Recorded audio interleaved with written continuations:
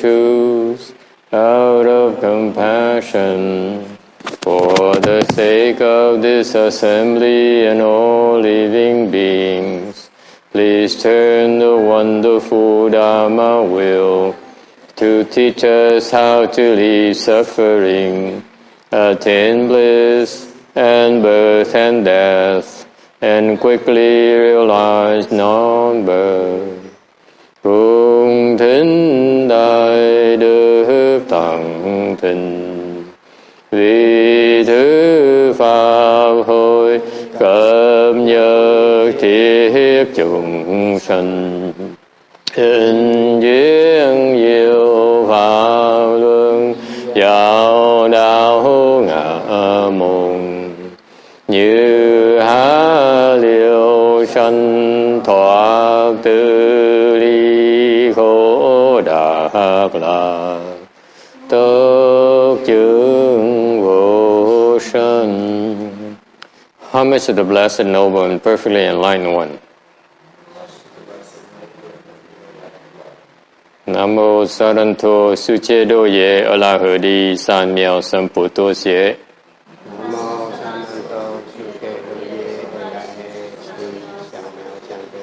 Nam mô Tạc Đạc Tha Tô Già Đà Già Alahade Tam Miệu Tam Bộ Đà Tọa. Nam mô Tát Đa Tha Tô Già Đa Gia La Hade Tam Miệu Tam Bộ Đà Tọa. The unsurpassed, profound, subtle, and wonderful Dharma. 100,000 million aeons is difficult to encounter. Now that I've come to receive and maintain it within my sight and hearing, I vow to fathom the Duskam One's true and actual meaning. Wu shang sheng sheng wei miao fa bai jie wan jie nan zao yu. 我今见闻得受持，愿解如来真实义。O Buddhas and Bodhisattvas, Venerable Sixth Patriarch, Venerable Shenhua, Venerable left home people, all good no advisors, Amitabha. 诸佛菩萨、六祖、师父、上人、各位比丘、更沙弥、各位善知识，阿弥陀佛。Kính thưa quý vị, kính thưa lục tổ, kính thưa hòa thượng Tiền Hóa, kính thưa thầy và các chú, kính thưa quý vị thiện tri thức, A Di Đà Phật. All right. Today is the 14th of July 2013. We are in Rosemead, California to discuss the Vajra Sutra. You should be on slide 581. All right.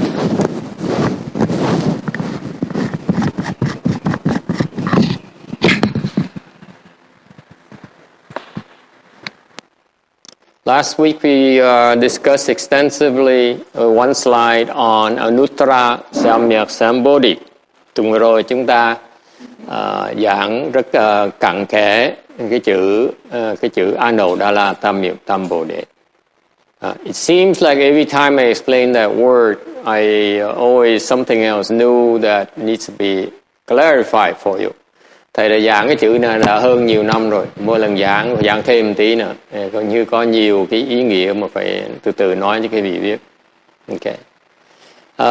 Basically, Anuttara Samyak Sambodhi is Sanskrit for unsurpassed, equal and proper enlightenment. So, this is a state of the Buddha fruition. Anodala Tam Miệu Tam Bồ Đề, loại khái là vô thường, chánh đẳng, chánh giác, là cái quả vị Phật. Okay. It says that, the sutra text says that there is no such thing as attaining Anuttara Samyak Sambodhi. Kinh nói rằng không có cái gì mà có thể gọi là đắc được Anodala Tam Miệu Tam Bồ Đề. Có nghĩa là không có gì, có cái Phật quả gì để mà đắc hết. That means there's nothing to be attained. Okay. Meaning that we on slide 581. There's nothing new. There's nothing to be attained because you have already. There's nothing new about this Anuttara Samyak Sambodhi. You simply forgot about it. You simply didn't realize you have it already. Thì cái quả vị Phật này đó không có gì mới lạ hết á, tại cái vị đã từng có, đã sẵn có từ lâu rồi. You have it already inside of you. Ngay cái bản thân cái vị đã có sẵn rồi. Ok. Nhưng mà quý vị không biết thôi, quý vị chỉ quên là mình có đó thôi. You see, since the moment you open your eyes and say hello to this world, you forgot, you didn't even know you have it. Ngay từ khi mà quý vị sinh ra trong cái cuộc đời này và chào mở miệng ra mà khóc rống lên. And many of you who the first time you open your eyes and you cried and complained, and you were never taught that you already have this treasure inside of yourself. Từ khi ra đời bây giờ quý vị không biết, quý vị có sẵn có cái kho tàng vô giá này rồi. This is a priceless treasure that you are so rich, you are so special that no one ever bothered telling you. Quý vị giàu có, quý vị đặc biệt đến độ mà không ai nói quý vị cái chuyện đó hết. You see? And as you get older, you learn more, you become more depressed. Okay, you see, you find that life is so hard and you are just not good enough. Càng hiểu, càng học, càng biết thì càng thấy cuộc đời nó khó khăn, càng thấy mình không xứng đáng. Okay. But if you meet with a good knowing advisor, nhưng gặp được người thiện tri thức, then this you can recognize good knowing advisor because it's good knowing advisors recognizes that you have this fruition, you have this Buddha nature inside of you already. Thì cái người thiền trí thức của mình, quý vị có thể nhận ra một cái người thiền trí thức là tại vì người ta nhìn quý vị, người ta nhận ra là người ta biết rằng quý vị là vị Phật sẽ thanh. They recognize right away that you are a Buddha to be. Okay? All right? And all you need to do is to cultivate, to certify, to uncover that Buddha fruition again. Quý vị chỉ cần tu thôi là sẽ phanh phui ra lại thì quả báo quý vị có sẵn. Okay, that's what it takes. It takes cultivation, phải tu. Okay, it's just like a precious stone you already have. Giống quý vị đã có sẵn một cái viên kim cương rồi. Okay, a priceless stone, gem, that is covered up by muck and grime and dirt. Okay, nó bị cái bụi bặm nó phủ lên, bị cái dơ dái nó phủ lên, thành ra cái vị chúng ta thấy. Therefore you cannot tell it's a gemstone. You cannot tell. That's why someone has to remind you, someone who knows has to remind you. Polish it up. Cái người mà biết, người thực sự có hiểu biết, sẽ luôn luôn khuyên quý vị lên chùi nó cho nó sạch. This is a characteristic of a good knowing advisor. He says, keep polishing it. Keep on polishing it until you see its entirety. You see the priceless gem you have. Cái người thầy mà chân chính là cái người chuyên môn khuyến khích quý vị nên chùi cho nó sạch để thấy được cái viên ngọc của mình đi. Okay, and you know what? It's not just this is a good knowing advisor or wise teacher. It's just not about telling you that you should be polishing it. Cái người mà thiện trí thức không phải là cái người mà chỉ khuyên quý vị chùi không.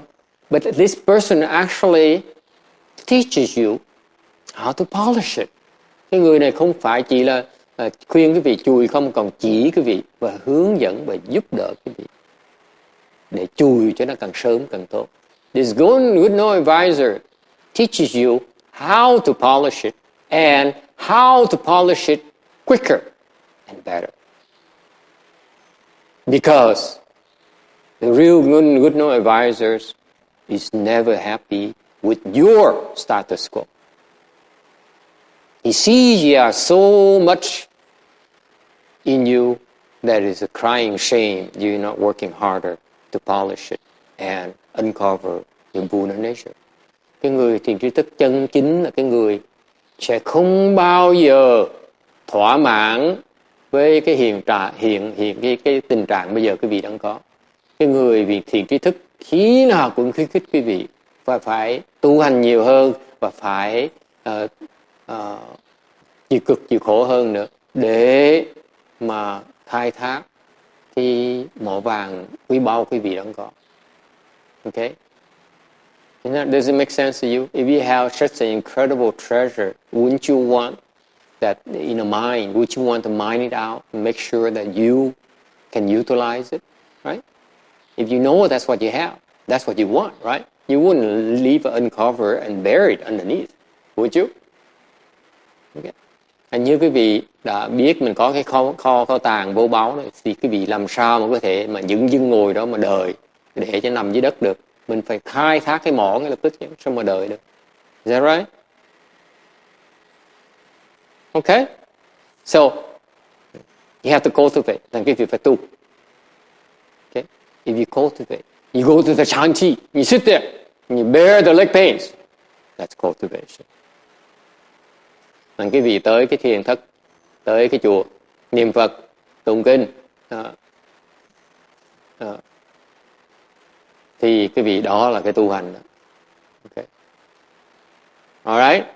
And if you cultivate the proper methodology, nếu cái vị tu đúng pháp, đi đúng đường, sẽ đắc được cái quả vị. Then you certify the position. Today, a lot of people ask me about the fruition of arhatship. Ngày hôm nay, trong giờ trưa, có nhiều người hỏi thầy về cái quả vị của cái tứ quả La Hán. And I'm telling you, the first fruition of arhatship is not that hard. Thầy nói họ là cái sơ quả A-la-hán không có đâu. It's not that hard. If you know how to do it, it's not that hard at all. Okay? Nếu quý vị biết con đường đi đó, thì không khó đâu. Okay? Any questions? Ai thắc mắc gì không? Okay? Arhatship is a fruition, by the way. It is a position of wisdom, what we call some kind of wisdom where distinguishes you from, you're wiser than the typical ordinary person. Okay? All right. So, the point here is that cultivation is the process of uncovering your wealth. Nói cách khác, cái tu hành đó là một cái quá trình để giúp quý vị khai thác cái mỏ của quý vị đang có. You are the owner already. Quý vị đã có sẵn rồi. That's the whole thing. That's the whole point. This is what differentiates Buddhism from the other spiritual paths. Cái này sự khác biệt giữa cái tôn giáo, Phật giáo và những tôn giáo khác. Tại vì, because it says, in Buddhism it says, you are the best there is. Tại Phật giáo nói là quý vị là cao quý nhất, quý vị là tuyệt vời nhất. You are wonderful.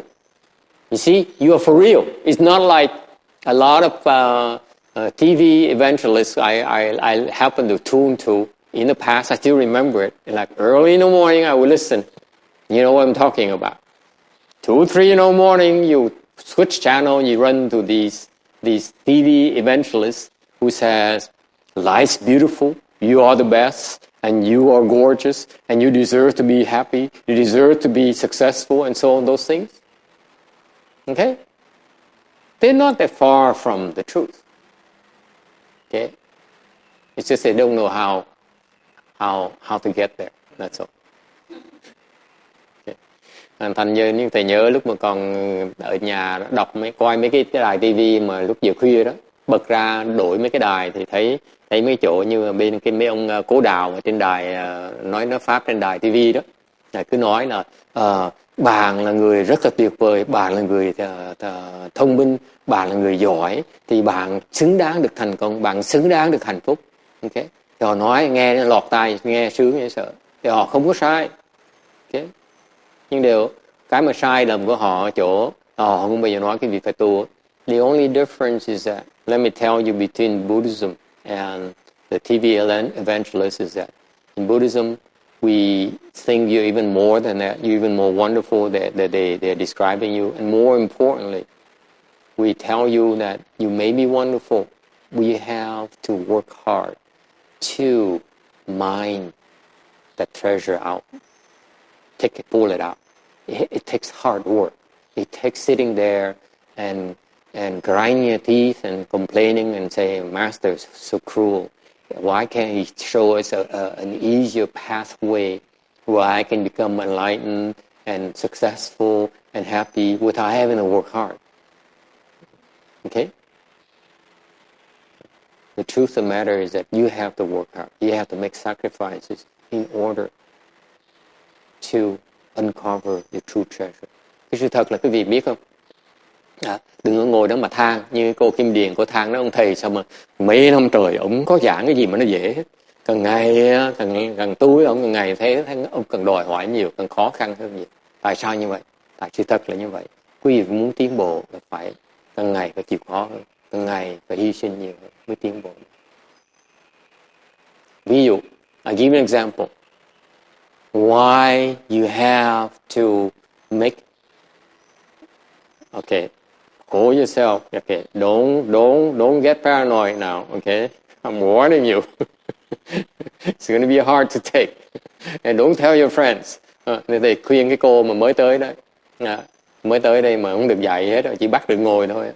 Đừng có sợ, đừng có nói gì bạn bè, người ta nghe, bạn cô nghe là họ sẽ chạy hết. Okay. Because if you want to reduce your suffering, you want to make progress, you have to suffer more. There's no other ways. You have to make more sacrifices. Quý vị muốn tiến bộ, phải cần hy sinh nhiều hơn. Okay? What does it mean? You have to sit longer. You have to bear more pain.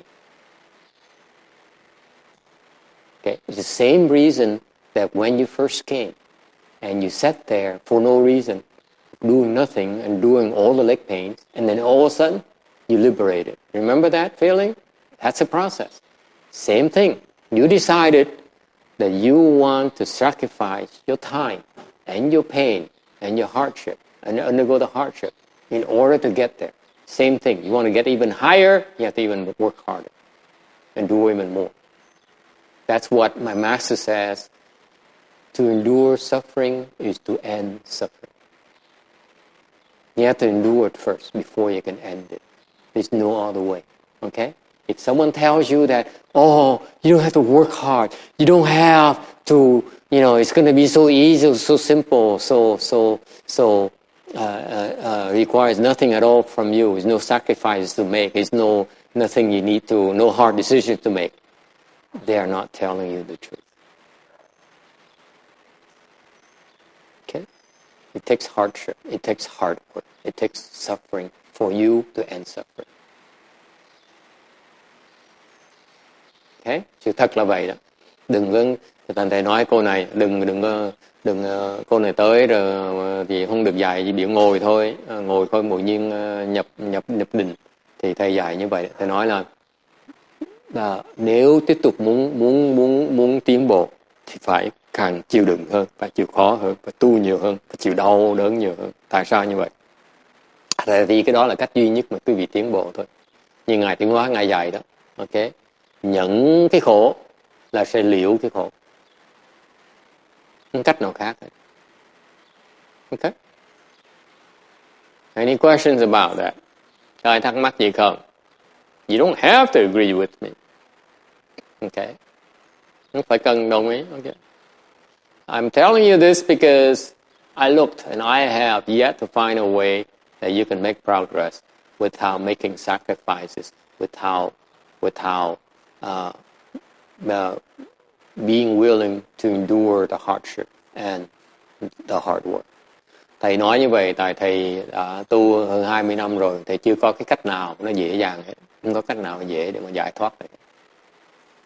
Okay? All right. And in the process of cultivation, we're back to slide 581, trở về tấm 581. Okay. So in the process of cultivation is to become more self-reliant and reduce your dependency on external factors. Cái việc tu hành á là quý vị càng muốn tu mà thành công á thì phải bớt cái sự nương tựa vào cái ngoại cảnh và phải tự phát huy cái lực của mình. You have to develop your own strength and reduce your dependency on external things. That's what cultivation is about. Cái tu hành đó, mình phải bớt nương tựa dựa vào cái ngoại vật và phải phát huy cái lực của mình. Ok, thì nhắc lại. Okay. Why is that? The simple analogy for you. Cho quý vị một cái ví dụ. Okay. You have to learn to rely on yourself and know what you have inside.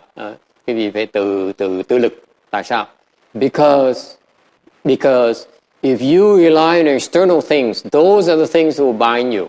Tại nếu quý vị ý lại về những cái ngoại vật á, thì quý vị bị cái ngoại vật nó cột quý vị lại. For example, if you have to depend on a temple, then the temple will weight you down. Chẳng hạn như quý vị phải cần một cái chùa để mà tu, thì cái chùa đó nó cột quý vị lại. You agree? If you depend on a car to cultivate, then you have to work because you have to pay for car insurance. You have to pay for gas. You have to pay for parking. You have to pay for maintenance. Okay? Your dependency brings in a lot of strength that it's very difficult for you to undo. Hay như quý vị có chiếc xe, quý vị phải trả tiền bảo hiểm đi làm việc, phải chịu khó đi làm việc, trả tiền bảo hiểm, trả tiền xăng, trả tiền sửa chữa. Ok, thành bất cứ mình ý là về cái ngoại cảnh nào mình đều bị nó cột. That's why you really want to cultivate for us. Okay, we learn our left home people. We need to learn to do with less and less and less. Just have enough. Okay, thành ra khi người xuất gia chúng tôi, chương trình tu hành chúng tôi càng ngày càng bớt ý lại vào cái người bên ngoài. Okay, that's why we are beggars by profession. Bởi chúng tôi là người ăn xin. Okay, can you imagine us going and beg for a Cadillac from Tex? Tex be laughing at us. It's just you are so greedy, monks. Okay, get out of here, right? Cái vị tưởng tượng như coi, như chẳng hạn như một cái người xuất gia, cái vị tới mà đi xin, người ta đi xin cái vị chiếc xe Hoa Kỳ, xe sang trọng. Ai mà dám, ai mà cho bây giờ? Okay, so that's why when we decided to become beggars, we decided in the process to learn to do just enough. You get by just enough. Okay, thành cái người xuất gia đó, cái pháp người xuất gia là cái pháp mà khi mà làm người thầy tu rồi là mình sống một cách giản dị. Okay, sống vừa đủ thôi. That's reducing. That's the nature of reducing our dependency on external things. Bởi vậy càng ngày càng bớt ý lại về cái ngoài thôi. Okay? And you have to develop strength from within. Và quý vị phải phát huy cái năng lực của mình, cái bản năng của mình. Why is that? Because it enables you to climb higher. Nó giúp quý vị trèo cao hơn. Okay? Well, the advantage of climbing higher is what? Tại sao mình trèo lên cao làm gì Kim Điền? Why? She doesn't know. Kim Ding says, I'm 10 minutes late. Don't bother me. I'm trying to catch up. Okay. Why does it pay to climb higher? Why? Because when you climb higher, there's less noise. Lên cao, nó bớt tiếng động.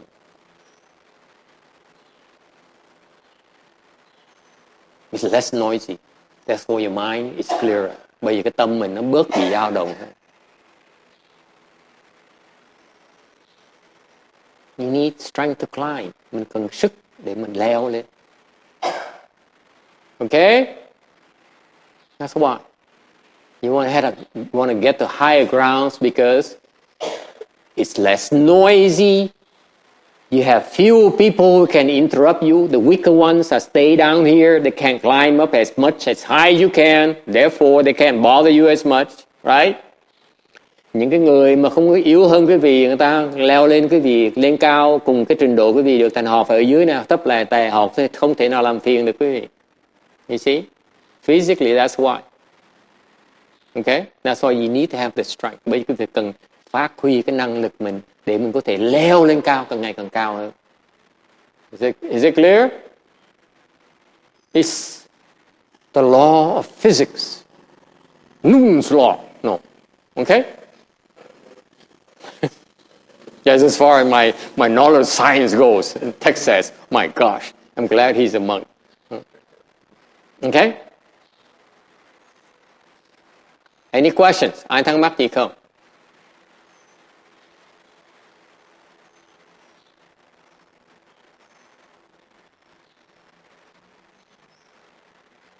So you see, ordinary people, when they're afflicted, những người phàm phu khi bị phiền não, when they're unhappy, khi mà họ khó chịu, what do they do?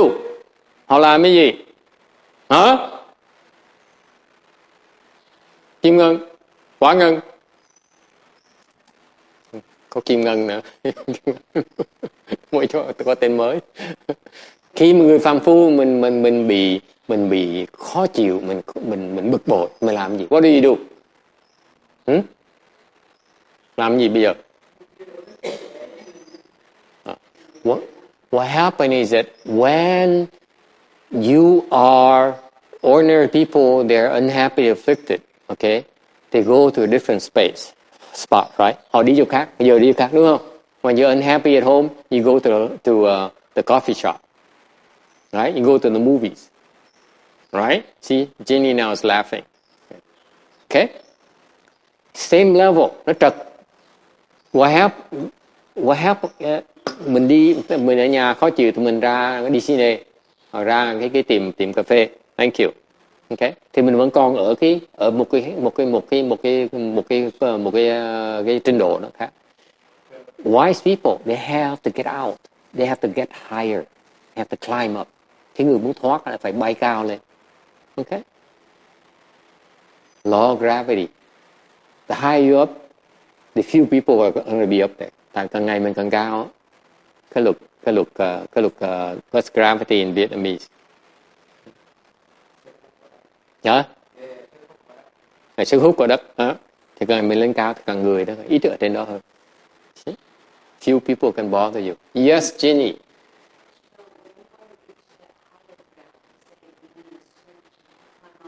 Yes, you have to.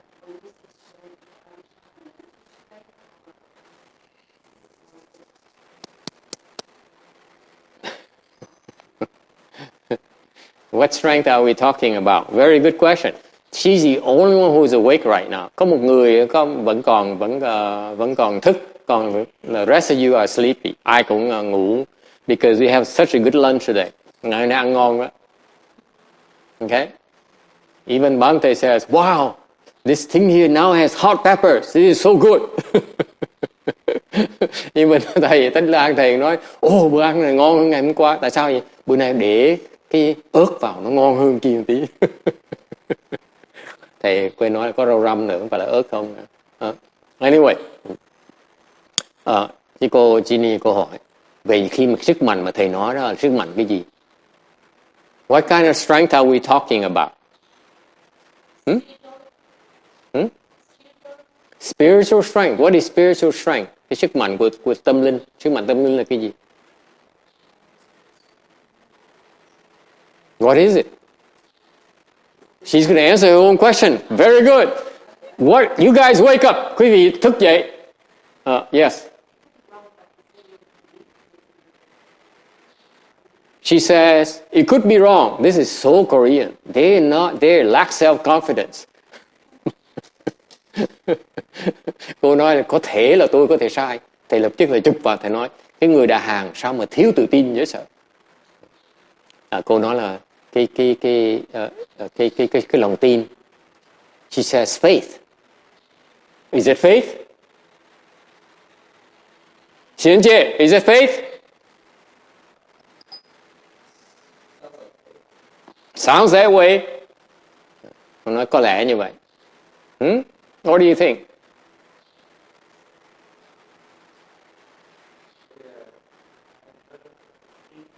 Thinking? High level thinking. Thầy nói là cái cách cái tư tưởng nó cao thượng hơn. More virtuous thinking? Huh? Would you buy that?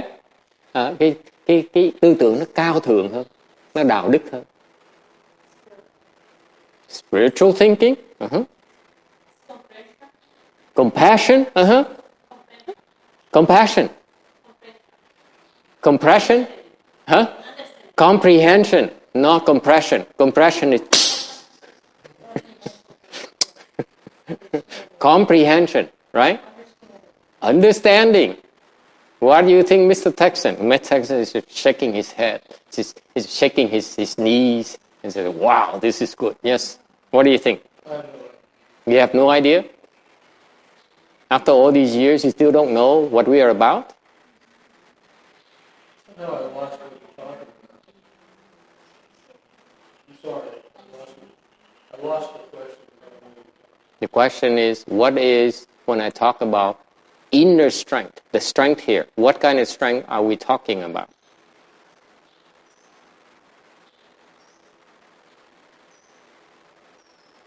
You see that? Do you see that? Do you see that? Do you see what just happened? I just illustrated to you right there in front of your eye. Do you see what just happened? Thì có thấy không? Thì có thấy không? Okay, let me replay it for you. Okay, watch him. Watch Mr. Texan. Mr. Texan. The question is, I said you need strength from within to climb, to make progress. Okay? Jeannie says, Miss Korea says, what kind of strength are we talking about? And she says, I may be wrong, but I think it's faith. Okay? What do you think, Mr. Texan? See, watch him now, watch him now. Watch him. You see what just happened? It happened again. I rest my case. What do you think, sir? Well, inner strength. You gave it away by saying inner strength is inner. So what's inner? It's all inside. Right? Okay, it's all inside. Very good. Very rational. What is it? It's not from outside, that's for sure. It's a presence inside. Okay? The presence inside. What is it? That's what it is, man. It's the presence inside. It's presence inside. Có ai biết gì hơn? Anyone has a better idea? Ông nào nói cái gì ở trong á? Thầy nói ở trong là cái gì ở trong vậy? Ông nói cái gì ở trong, thầy còn hỏi gì nữa? Cái nó ở trong thầy còn đòi gì nữa? Tất cả đều ở trong rồi. Yes? Okay.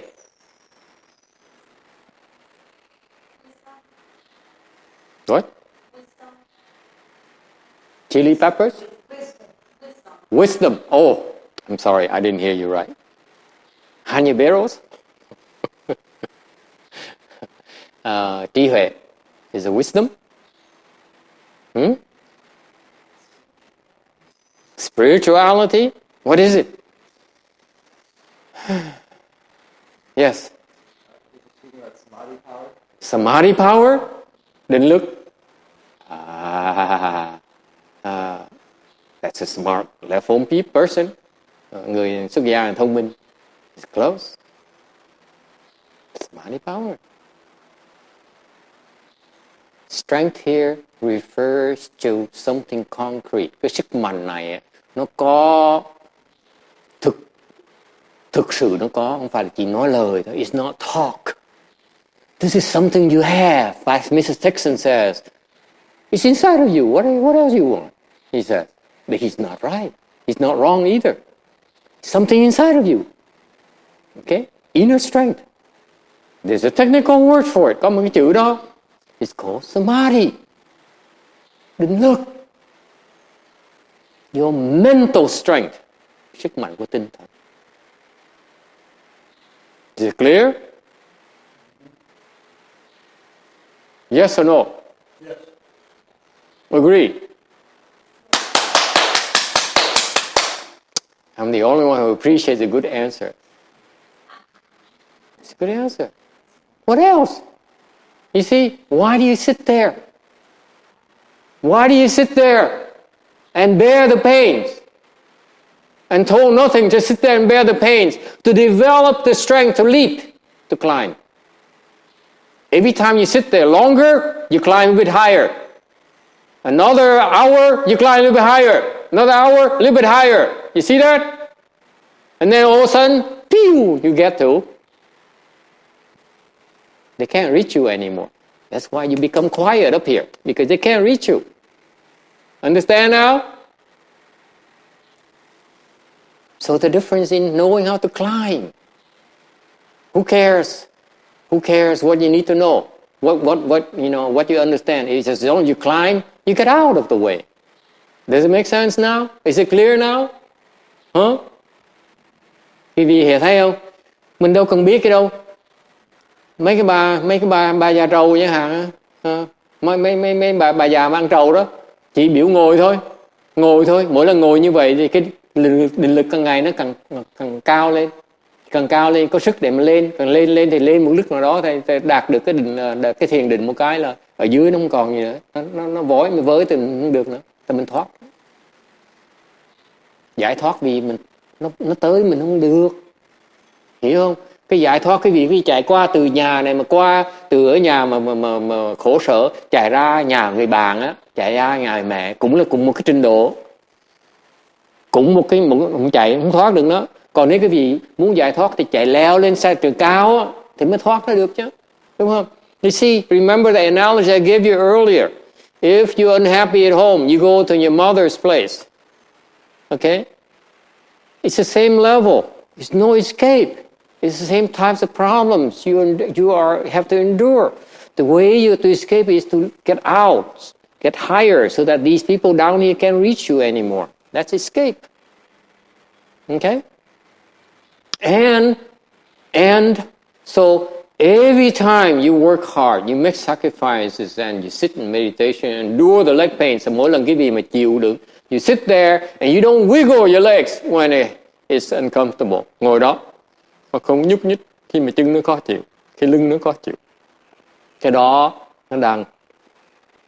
What happens when you sit there, unlike Go Yin, whenever she's uncomfortable, the first 2 years, she goes like this. Cái bà có ngân, thầy 2 năm đầu thầy quan sát bà cái gì nhé không? I'm going to make you give you the description. Every about 10 minutes, she goes like this. And she goes like this. And then she goes like this. And she goes like this. Okay? 2 năm đầu, for 2 years I endure this. 2 years. I'm not lying to you. Đúng không Quảng Ngân? 2 năm đầu ngồi nhúc nhích.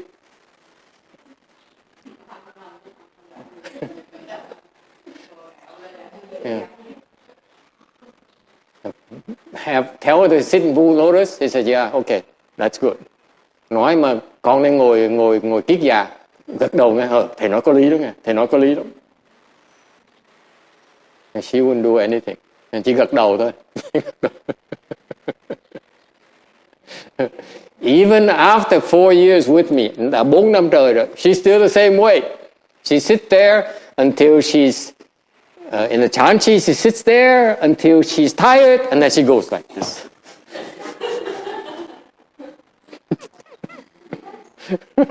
Cái bà này 4 năm trời rồi, sau 4 năm trời rồi, học biết bao nhiêu pháp rồi, mà khi mà thiền thất á, mà tới mà ngồi mà đau chân rồi mà chịu không nổi là xè chân ra ngồi xài trời vậy. And what's amazing is that if you endure it, you build your samadhi quicker. Nếu quý vị chịu đựng đó, cái thiền định nó xây lẹ hơn, nó phát triển lẹ hơn. If you wiggle, it's slower. Quý vị nhúc nhích là nó chậm hơn. That's all. Why is that? Tại sao như vậy?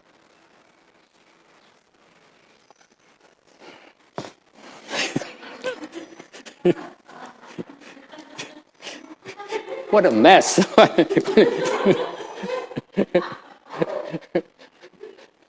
Nó loạn sang hầu hết. This is chaos. Look at this. You see? Họ ấn ở đô thấy nó thiếu trang nghiêm dễ sợ không? Mà thầy phải nhìn nó 4 năm trời rồi. This is what I've been watching.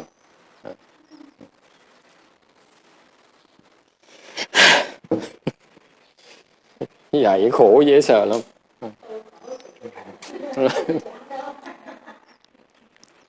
So, you don't know how tough it is to be a teacher. Em bị biết dạy nó khổ dễ sợ. Có những khổ tâm mà nói không ai biết được hết. Okay, so where are we? Yes. Okay. So you see, here's what happened. Khi một quý vị ngồi đó mà nó thiệt ra nó có một cái chuyện nó rất là thực tiễn. Khi quý vị ngồi đó mà khó chịu ngồi đó mà không nhúc nhích, thì cái khí nó thúc mạnh hơn. Cái định lực nó phát triển, cái sức định lực là bằng cái khí mình. Cái khí mình nó càng mạnh chừng nào, thì định lực mình càng mạnh chừng đấy. Cái khí với định lực á, cái khí mạch á với định lực á, nó tương ưng với nhau. Cái định lực mạnh thì khí lực nó mạnh. Hiểu chưa? Thành nếu như cái gì muốn phát triển định lực thì phát triển cái khí, tự động định lực nó sẽ lên. Thấy cái bí mật chưa? Ok? Đều nói khoảng ngân cũng nhúc nhích như thường.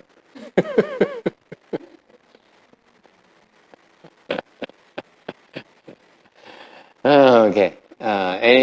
Any questions? Ai thắc mắc gì không?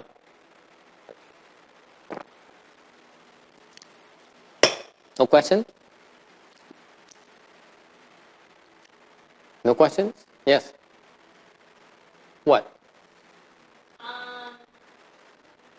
If I want to be enlightened, all that I need is meditation, sit meditation. Okay. I'm coming from other culture. You pray only? You hope to be enlightened from praying? I'm sorry, it doesn't work.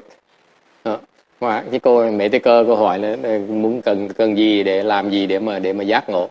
Tôi nói cái văn hóa của cô chỉ cần cầu nguyện, khấn nguyện là được giác ngộ. Khấn nguyện là được. Thầy nói bên Phật giáo mình khấn nguyện không đủ. Khấn nguyện không có giác ngộ đâu. I tell you right now, you pray, you're not going to be enlightened. You have to cross your legs. Okay?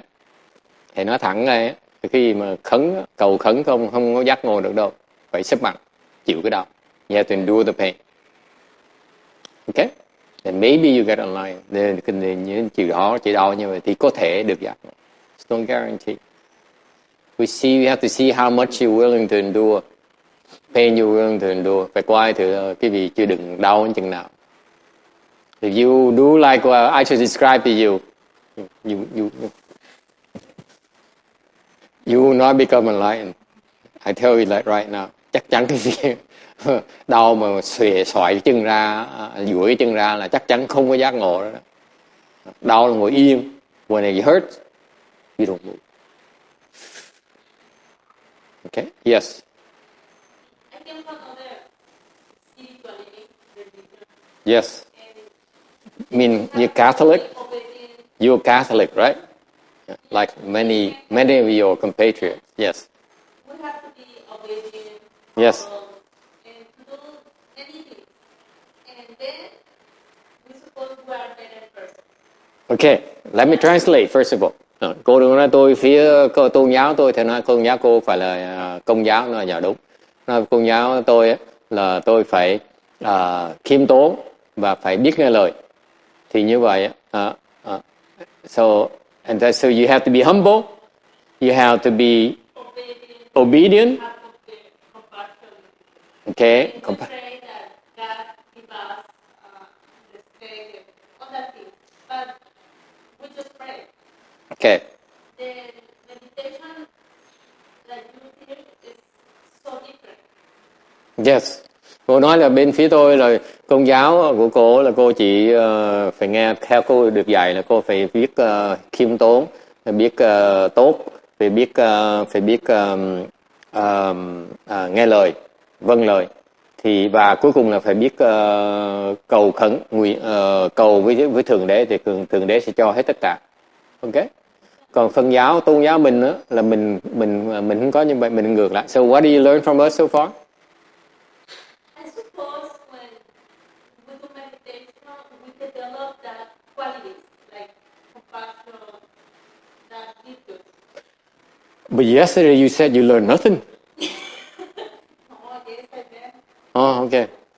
She's the one who goes and says, he told her friend, he says, go meditate with me. She said, her friend says, so what do you do there? She says, I do nothing.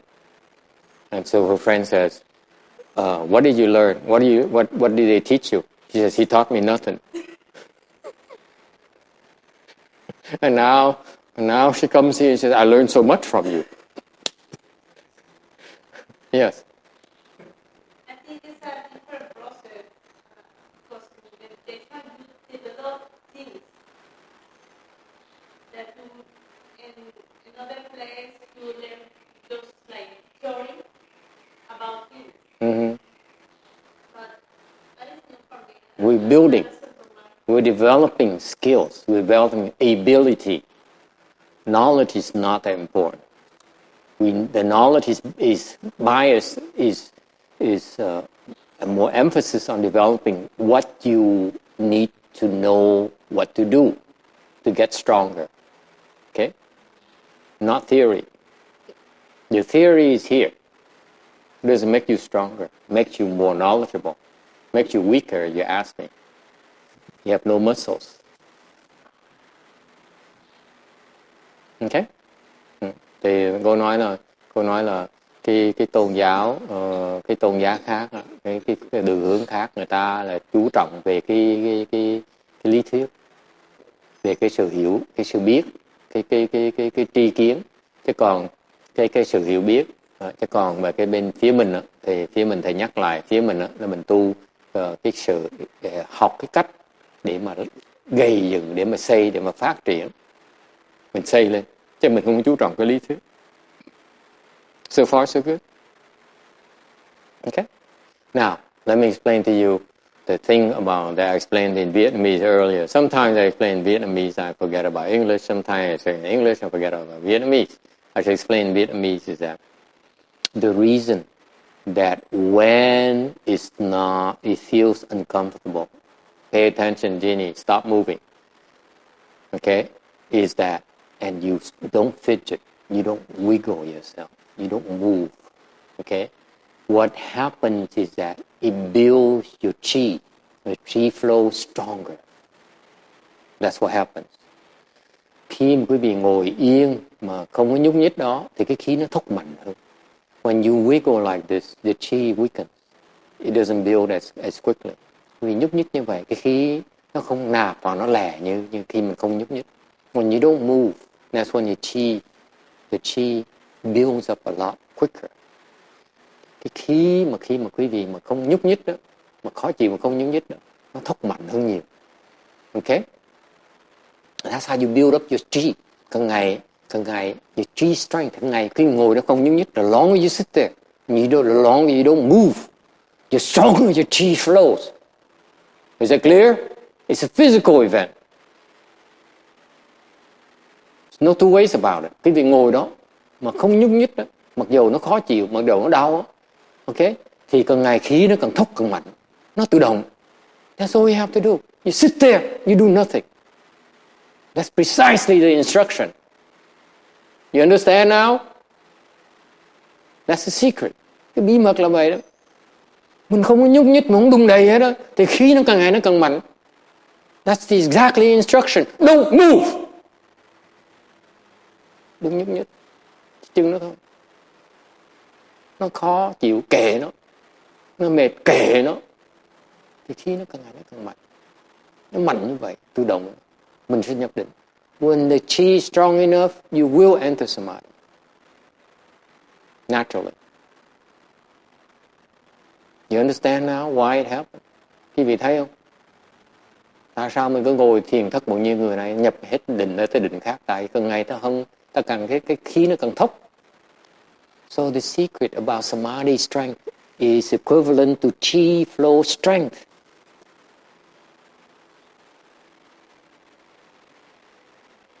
The reason you are not making progress anymore because you fidget.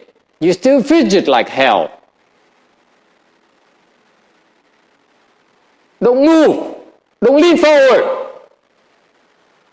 Đừng nhúc nhích.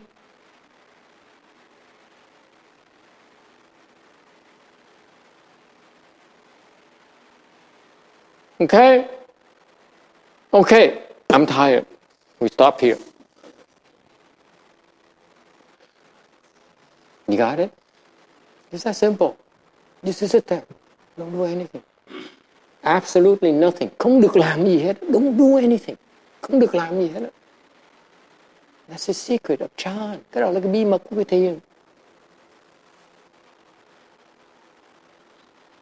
What? You want more?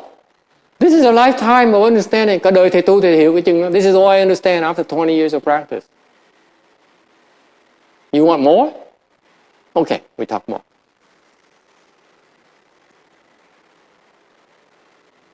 Is it clear? The chi and the chi flow samadhi level is equivalent. Quý vị thấy không? Hai cái đường nó song song với nhau.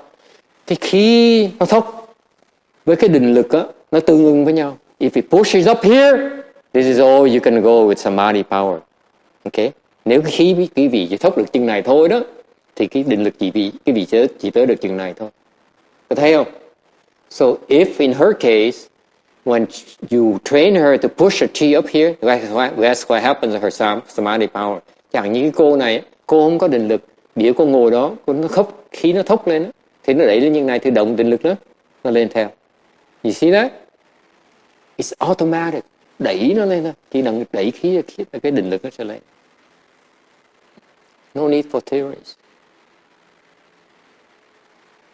The theory will not, knowledge will not help. Okay?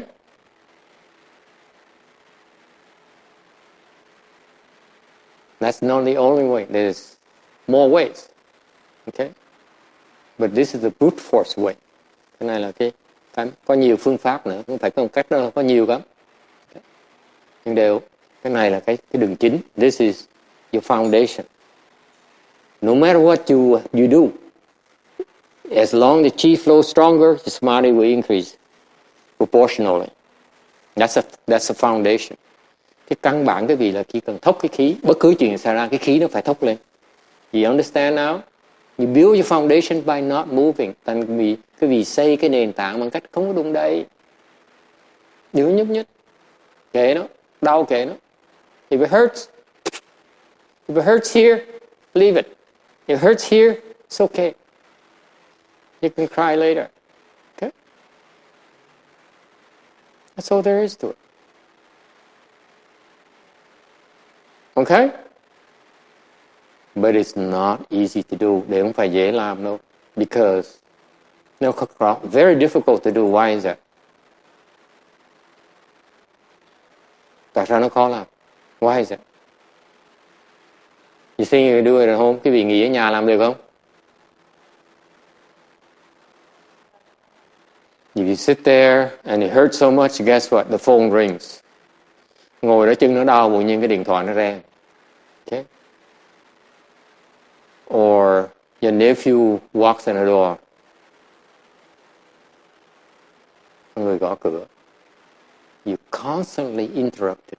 Quý vị chuyên môn bị người ta phá đám. That's why you need environment. Bởi cần cái môi trường, something called a chan chi, một cái thiền thất, để mà all you do, we arrange things so that all you can do is you sit there and no one will bother you. Quý vị tới với chỗ như cái thiền thất vậy, cái môi trường mà quý vị có thể ngồi yên mà không ai làm phiền quý vị. Okay? All right? Is that clear? Yeah. No matter how much I say, still people still move. Thầy nói không đụng đẩy, người ta vẫn nhúc nhích. Cả đống, cả lũ nhúc nhích với nhau hết. They're all moving like crazy. See, it's not easy to do. Khó làm không phải là dễ đâu. Mặc dù biết bí mật ra làm cũng không được. Even if I tell you your secret, you still can't do it, can you?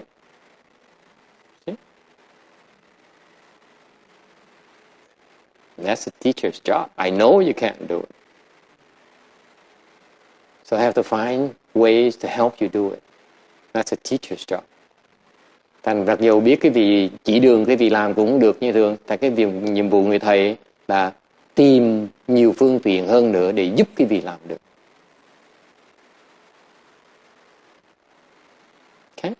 That's the teachers. That's why they're teachers and you are students, because teachers are supposed to know how to help you do it. Okay? All right. Any questions? No questions? Okay. 582. 582. Ultimately, tới trình độ cao. At the advanced level, there's no emptiness, no existence, no middle way. Không có không, không có hữu, không có trung đạo.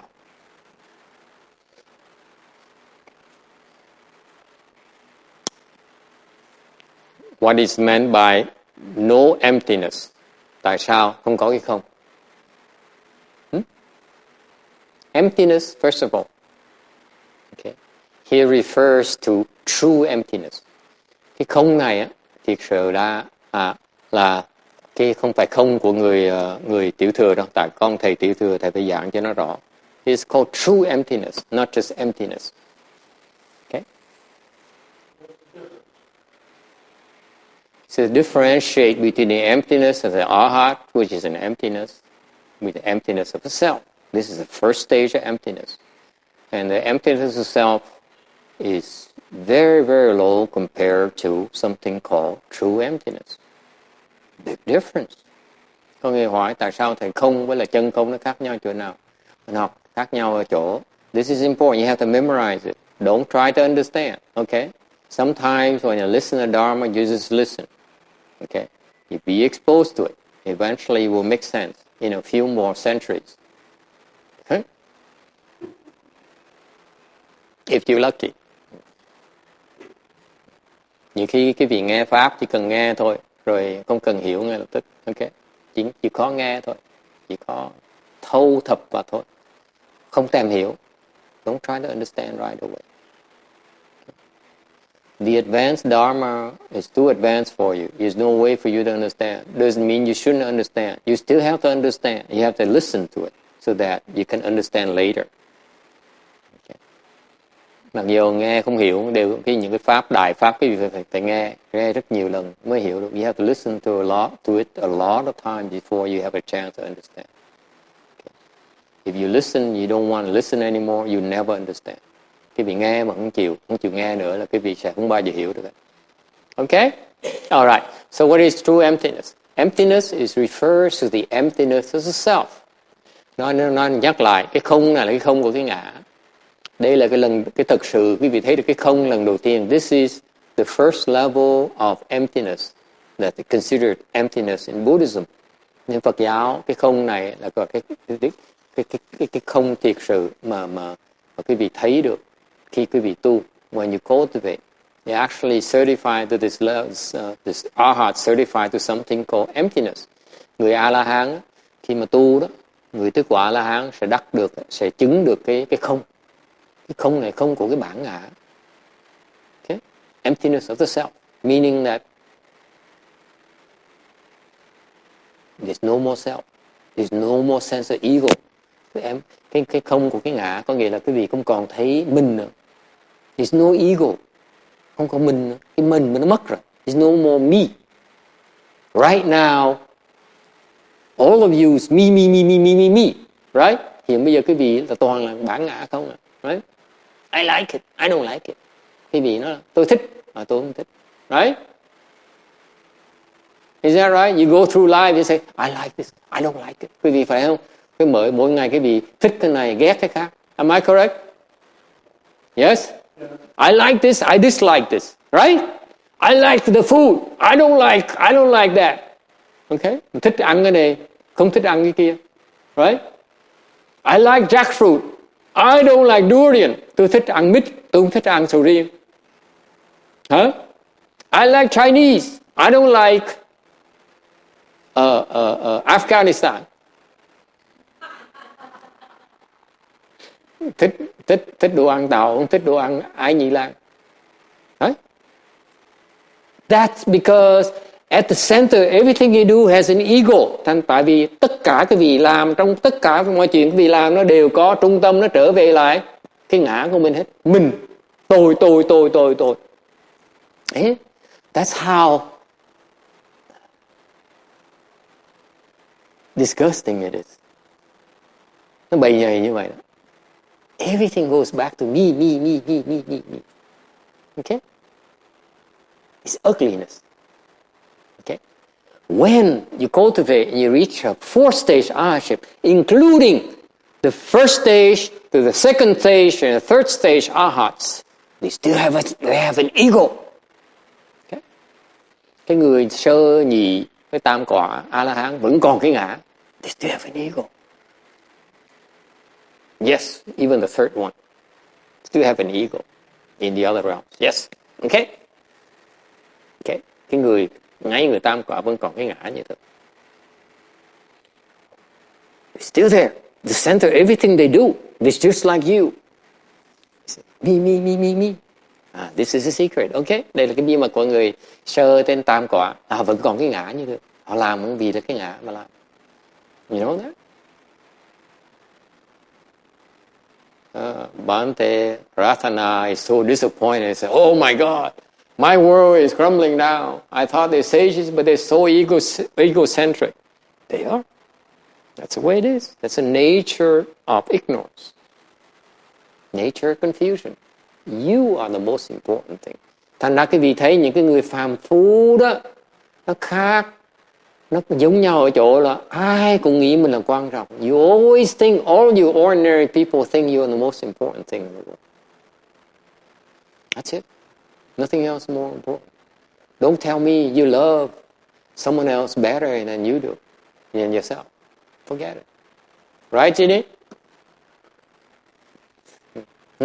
Đừng có nói với thầy là tôi thương người này hơn cái mạng sống tôi. Không có chuyện đó đâu. Cái điều thương mình nhất. Hỏi Kim Điền như vậy. Tôi là nhất. Đúng không? Phải Kim Điền? Kim Điền disagrees with me. She says, I said, Kim Điền, don't you think you are the number one? She says, no. Yes.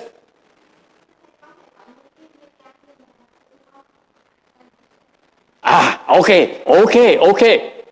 Control yourself. Remain calm. This is, she hit.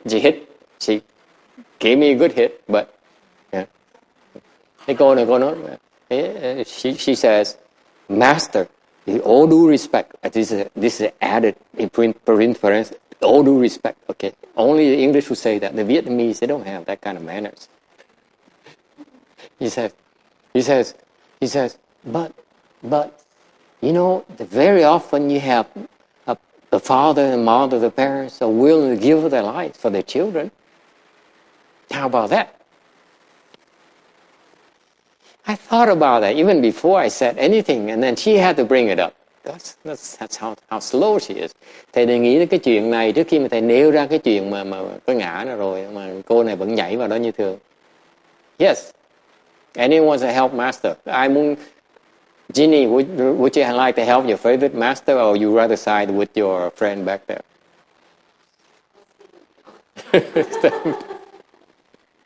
Huh? Anyone? Có ai người Việt Nam nào muốn giúp thầy không? Huh? Any Vietnamese would like to help me out? Cô nói là tại sao thầy nói là tôi thương thầy thương thầy nhất. Nhiều khi cha mẹ thương con hơn là cái mạng sống mình nữa. Rồi rõ ràng họ thương con hơn họ thương họ. Ok? Cô chứng minh như vậy đó. Đúng không? Con thấy sai chỗ nào?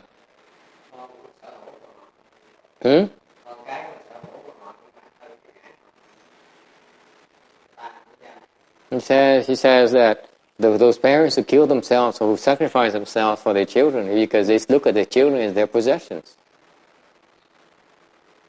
No? What do you think? What do your culture have to say? Is it selfishness for the parents to sacrifice themselves for the sake of their children? Is it selfishness or is it selflessness? Câu hỏi, this is a question. If the parents sacrifice themselves, even their own lives for their children's sake, is it selfishness or selflessness? That's what the Vietnamese are saying. She's claiming the Vietnamese camp right back there. She says that's selflessness.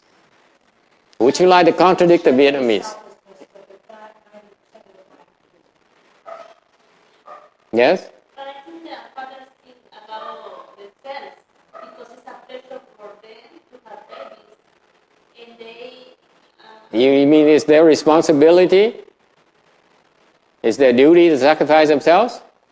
I think they chose that because it's a pleasure for them. It's a pleasure for them. They grow up the babies on his own rules. How they like it and how they don't like.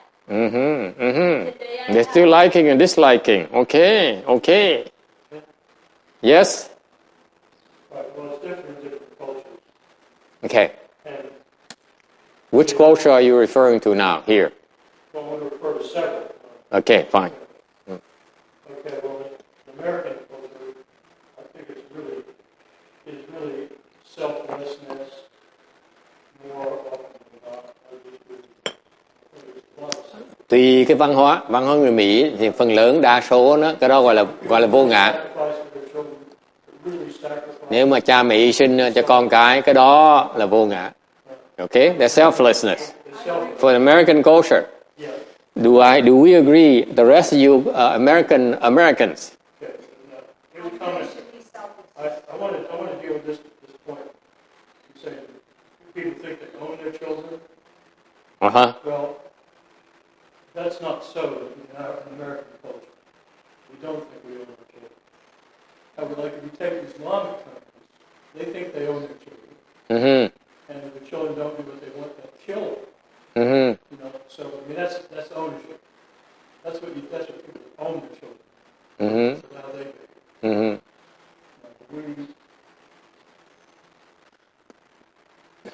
I don't know.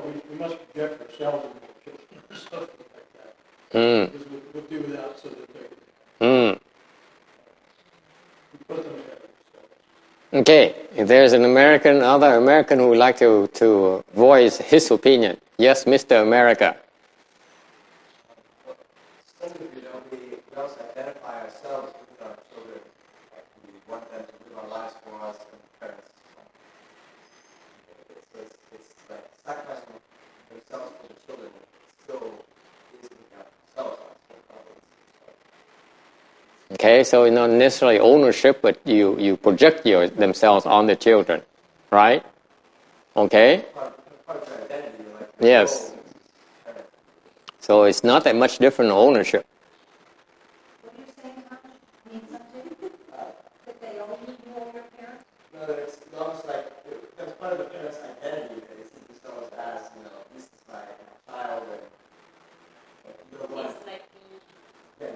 part of his son. You incorporate it by yourself almost. Like if your children get hurt, then you feel hurt if you're petty. As an adult or as a child? An adult, you have to let go of it all. You can't let go of it all. You live their life, you live yours. They don't know what you mean, so they feel like they're going to be hurt. They don't know. Okay. Raise your name, go on the wrong way, it's the wrong thing. When you want the best one, you don't want them to be hurt. But I don't see that they owe you anything. Just being kind of that. Okay. So the Americans disagree with the Vietnamese. It's a summary. Okay. How about the Chinese and Mexican or Koreans? Huh? It's such an international audience. Yes. Người Hoa sao? Nghĩ sao? Người Trung Cộng nghĩ sao? Người Đài Loan nghĩ sao? Người Đại Hàn nghĩ sao? Huh? The rest of you, what do you think? Hmm? Is it selflessness or selfishness? Hmm? So you think it's selfishness? No, it's selflessness.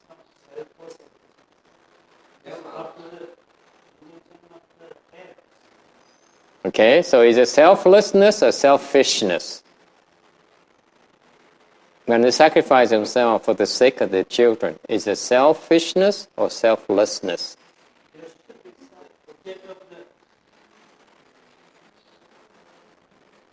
The action, the sacrifice is for the parents. Then it is?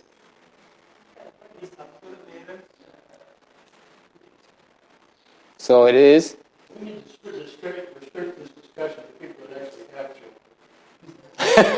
People that know something about it. Then I have nothing to say.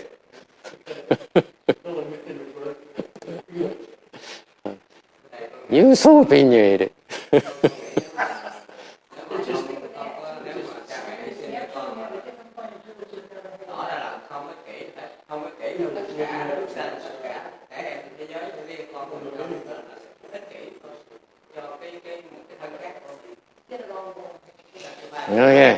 Okay. Let me. Yeah, sao? Có nghe không?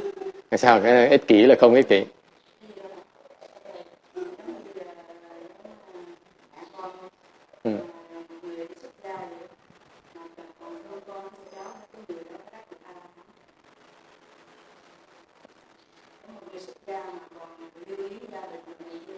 Không đắc được.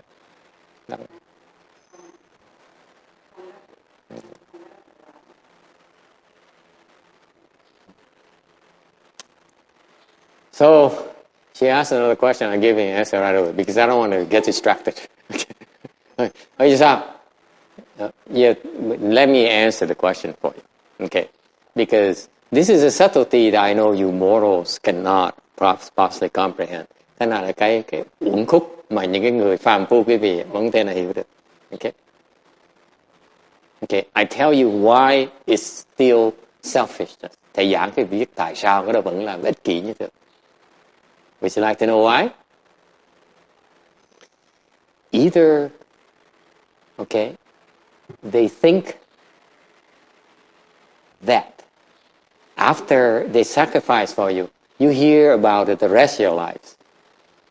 Okay? They would tell you, you know, I worked so hard. I sacrificed myself for you. And this is how you treat me when I get old. Sound familiar?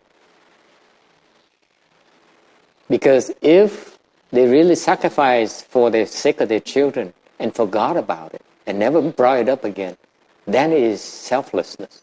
But if they ever bring it up again in any form or shape, okay, then it's selfishness. Agree?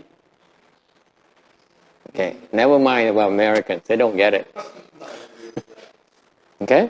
Chị nghe rõ không? Nếu như bậc cha mẹ lúc mà hy sinh cho con á, mà hy sinh xong rồi á, trong tương lai còn cái khoảng còn lại của cuộc đời của họ, họ còn nói á, Vậy mà tao hy sinh, cha mẹ hy sinh cho con cả cuộc đời như vậy, mà các con đối xử với cha mẹ tồi tệ như vậy, bây giờ thì cái đó là cái đó là sự ích kỷ, hy sinh vì ích kỷ, nhưng mà hy sinh vì vô ngã.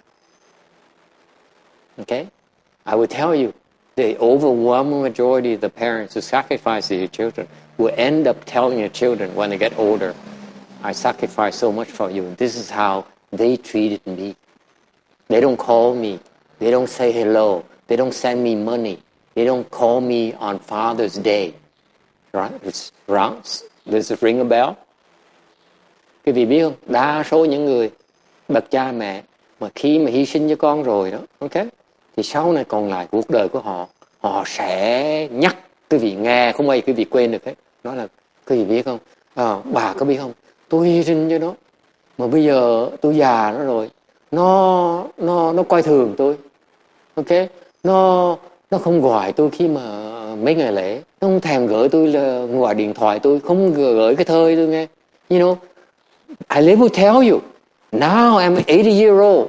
My son is 60 years old. He would never give me a call, even on Mother's Day. You know, and I sacrificed so much of my entire life for my family. And guess what? He ignores me now. He doesn't give me money. Okay? And that is selfish sacrifices. It's not selflessness. Okay? Nên quý vị thấy không? Những cái bậc cha mẹ mà còn nghĩ, if you still remember, if the parents who make sacrifices for their children, okay? And they still remember they make sacrifices, then it is a selfish act. Nếu quý vị làm xong rồi, hy sinh cho con cái, mà vẫn còn nhớ là mình hy sinh cho con cái, thì mình đang làm chuyện ích kỷ. Do you agree or disagree?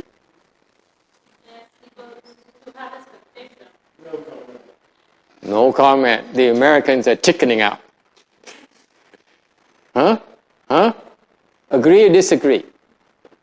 There's still a self that made sacrifices that demands recognition. That's a self. Cái người, quý vị trong cái hành động đó vẫn còn cái ngã đang thấy mình làm và đòi được công nhận mình đã làm như vậy. There's still a self remaining in that act of sacrifices. Vẫn còn cái ngã đang thấy mình đang hy sinh cho con. Kim Điền is flabbergasted. He says, my God, I disagree with him violently. Yes, cô này, cô Kim Điền, cô nhất định cô không đồng ý với thầy. Tại sao vậy con? Con có chữ nào mà con chưa hiểu?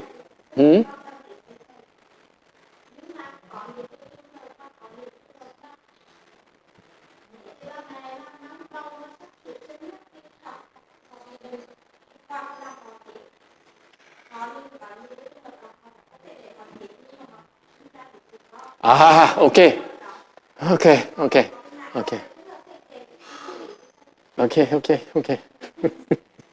It gets more complicated. Bây giờ khó hơn tí rồi. Okay. And this woman will not let go. Cái bà này, nhất định bà không có chịu thua. Have you had children like that? Huh? They will not let go. They will not give you an inch. No matter how well you explain the situation, they will not give you an inch. Okay, so here's her position. She says, it is true. If you say it like that, I agree with you with those examples. Okay, that's good. But there are cases where she says where the mother giving birth to her child are willing to die in order to give birth to her child instead of, sacrificing her children for her own sake. She says in that case is an act of selflessness. Right? Yes or no? Yes. Okay, what do Americans think? I have one yes. 2. Do I hear 3? Use her in the back. Okay? The Mr. Back row says, I'm not going to commit myself because I want to sound credible. Yes, Mr. Young and upcoming master. They wasn't paying attention. You see, they tune now because I take too long. Okay. How about you, Miss Mexico? You agree? We need to know what is the reason inside of the Mexico is hedging. Yes? Yes or no? Sacrifices, okay. No? You still selfish? You know, no comment. Vietnam. She said, nói là nếu như mà có người mẹ mà hy sinh sẵn sàng chết cho con á, đẻ con ra, chết để người con sống, cái đó là vô ngã. Okay? It is difficult to know because she died already. We can't ask her anymore. So it's a tricky objection because this woman is tricky. Cái bài này nó làm khó thầy.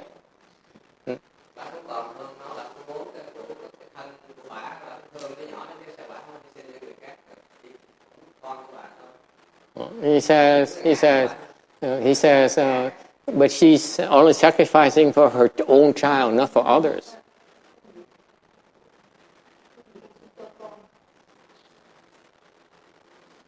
Okay, but the point here is that what she's talking about is that she's sacrificing her own life for her own children, not for anyone. So it's a selfless act.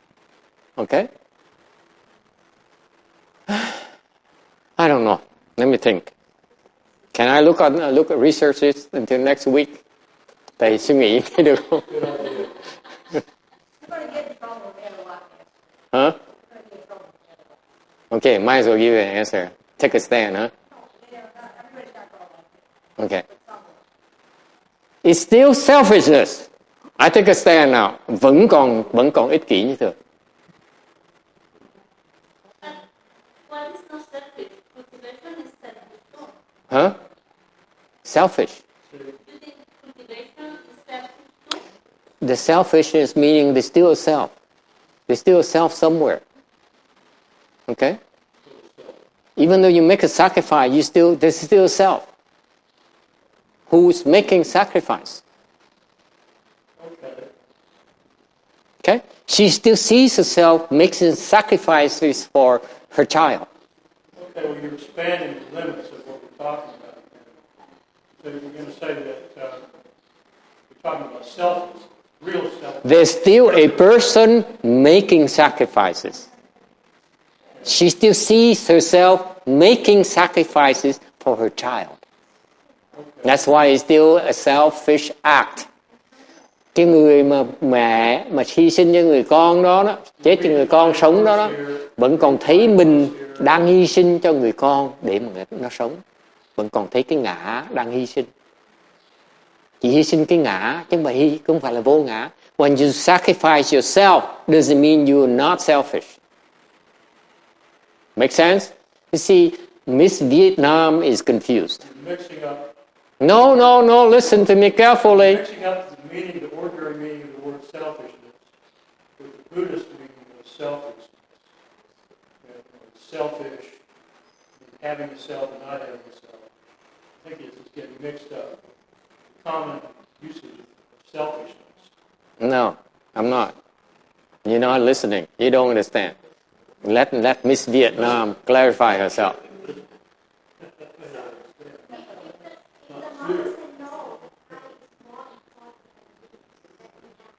No. You don't understand. This is a subtlety that you fail to understand.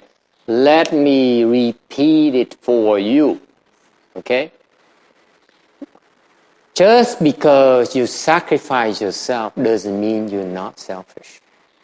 Quý vị phải nhớ rõ, nhưng mà quý vị hiểu lầm, vẫn chỉ hiểu cái tế nhị cái khái niệm này. Nếu quý vị thấy mình hy sinh, mình sẵn sàng hy sinh, nghe thấy cái chữ, nghe cái câu nói không? Mình hy sinh, vẫn còn cái mình như thường, vẫn còn cái ngã như thường, vẫn còn thấy mình hy sinh. Không có nghĩa là mà vô ngã. Cái hy sinh không có nghĩa là vô ngã. Just because you sacrifice yourself doesn't mean you're not selfish. Is that clear? This is where Miss Certainly is not clear. And are you saying that if you believe you have a self and you're selfish? That's what you're saying. No, there's no belief. The point is very simple. Just because you sacrifice does not mean you are not, that they are selfless. It does not mean. I can sacrifice myself. I can cut off my arm. I can abstain from eating. I can die. But it doesn't mean that I'm selfless. Because there's an I in the process. Is it clear? Nghe rõ không? Quý vị có thể hy sinh, có thể cắt thịt ra cho con nó ăn, hoặc hy sinh tánh mạng của mình cho con, nhưng đều vẫn còn cái ngã. Tại sao? Trong những cái câu đó vẫn còn tôi đang hy sinh, tôi đang chặt cái tay, tôi đang chịu cực chịu khổ. Vẫn còn cái tôi ở trong đó. Không có nghĩa là mình hy sinh, không có nghĩa là mình không có ngã. Vẫn còn một cái ngã nó đang hy sinh. There's still a self that is making sacrifices. Is it clear? We all agree on that. All cultures now. I see a congruence of understanding from Caucasians to... Yes? Yes? There's a self. Okay. Doing it. I accept that. There's a self doing it. Just using the word selfish, though. Make it get on your face. Okay? Don't seem to understand. Con đồng ý không Kim Điệp? Con vẫn có một cái ngã, nó đang, cái người đó, nó đang làm. This is a subtlety in the concept of self. The self is that there's a self, there's a subject that's doing it. I am doing it. She is doing it. He is doing it. There's a self. There's a subject. Okay? The selflessness in Buddhism, the self is empty, meaning that there's no one doing it. What does it mean? Trong cái Phật giáo mình cái quan điểm mà cái ngã nó không nghĩa là sao? Nó nghĩa là gì? What does it mean? The self empty, what does it mean? Cái ngã nó không nghĩa là sao? What does it mean, sir? In the back row. Now we new topic. What does it mean, sir? The self is empty. What does it mean? Hmm? No. You do it, you don't see any self out of compassion. Yes, no. We're coming to that very soon. Yes, coming up. What does it mean? The self empty. Concept selfishness. Yes. No I, but what does it mean? Huh?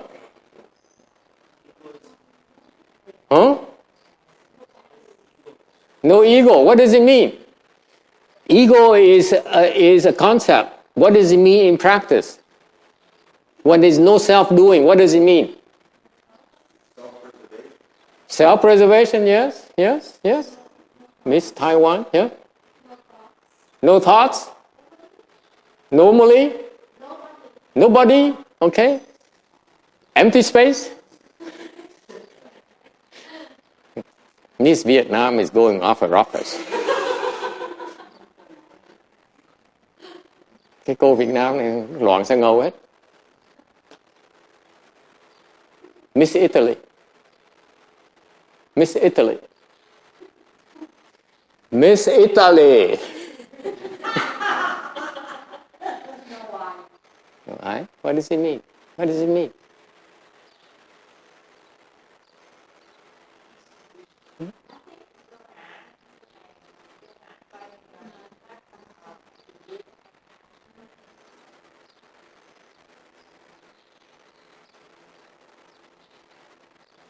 Meaning that as soon you do it, you forget it. You forget it. You do it, you're done. You don't tell your children about it. You don't tell your friends about it. You don't remember it. You don't think about it. Okay?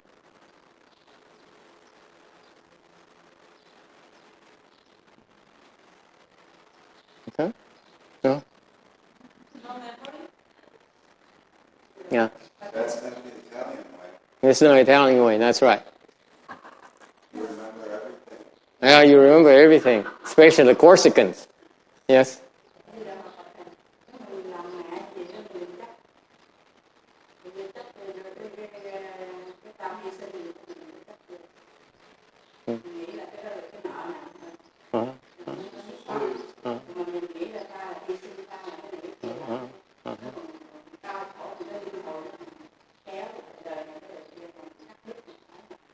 Mình làm mình không thấy ai làm hết á, mình chỉ làm thôi, mình không thấy ai làm hết á.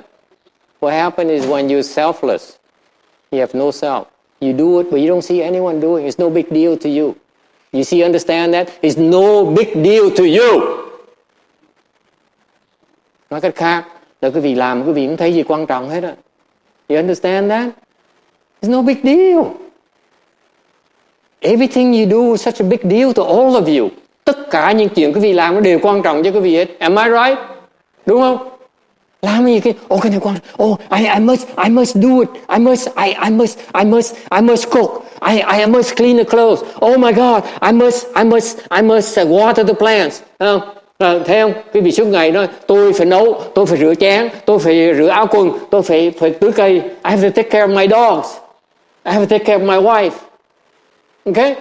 It's such a big deal to you. Cái gì đối với quý vị nó quan trọng dễ sợ. When you're selfless, it's not a big deal. It's no big deal. Không có gì quan trọng hết.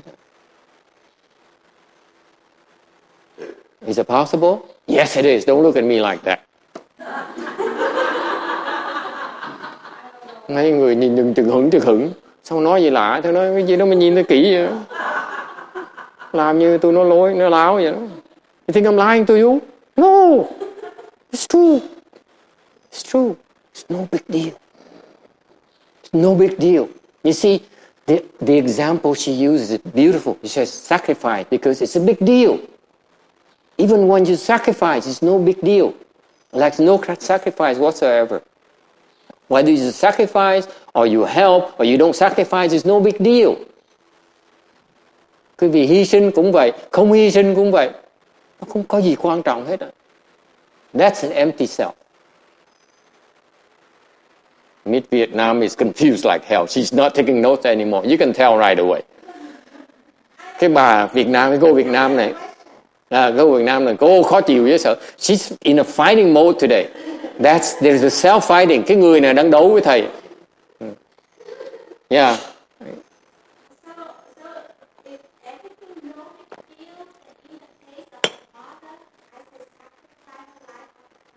Yeah.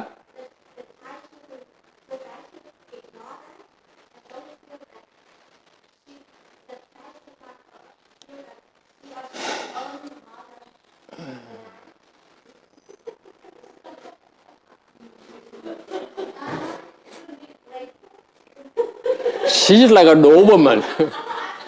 She's not letting go. This woman is like a Doberman. Cái cô này giống như con chó hung thần vậy đó. Một lần nó cắn xong rồi nó không bao giờ nó nhả hết đó. Câu hỏi hay lắm. Câu hỏi là như vậy là nếu như vậy người mẹ mà hy sinh như vậy, người con vậy không có ai gì quan trọng hay là sao? He says, let me translate into English for you. She says, so if in that case a sacrifice, a mother sacrificing her life for her children, should the child look at it as if it's no big deal at all? Of course! Đương nhiên. I'm running out of time because otherwise Miss Doberman is going to keep on biting me. Okay, cái cô này mà để cô lâu quá là cô sẽ cắn tiếp. Selflessness refers to you, not your child. What a child does is none of your damn business. Whatever he does is his business. It's not your business. Whatever he does is not that important to you. It's no big deal to you. You get it? See now, I squash her right away. Lần này thầy giật cho một cái. Thầy nói trả lời rằng á, cái chuyện mà con nó không coi cái chuyện hy sinh của cha mẹ này gì á, thì cái đó không phải chuyện của cha mẹ. Nó coi trọng, nó không coi trọng là chuyện của nó, mà chuyện về mẹ. Vì mẹ vẫn coi không có gì quan trọng hết. Okay? If you are really empty, if you really no self, no matter how he treats you, no matter how he reacts to your sacrifice, it's no big deal to you. That's what the self is empty is here, not him. Let him have a self. Let him be selfish. Let him be so mean. Let him be so icky. But that's his problem, not my problem. It's no big deal to me. Right? You get it? Miss Vietnam? You understand cái gì nghe rõ không? Nó phản ứng sao là chuyện của nó. Cái ngã của mình đó, nó nghĩ sao kệ nó, không sao hết đó. No matter what they do, it doesn't matter to you. That means you are empty. You have no self. That is bothered by whatever they do. Nếu cái ngã mình nó không á, họ làm cái gì mình cũng không có khó chịu hết á. Kệ họ. Okay? They hurt you, nó cắn mình, nó đánh mình, they beat you, they slander you, nó sâu mình, okay? They starve you, nó bắt mình bỏ đói. They don't give us money, không cho mình tiền. It's no big deal. Không có gì quan trọng hết á. Mới gọi là ngã nó không. When your self is truly empty, no matter what happened, it's no big deal. They give you $1 million. Wow, it's a good thing. Nếu cho 1 triệu thì nó cái này đặc biệt 1 triệu thì cái đó cũng được. Yes.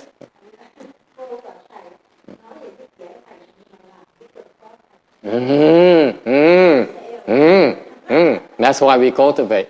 Bởi vì mình phải tu vì vậy.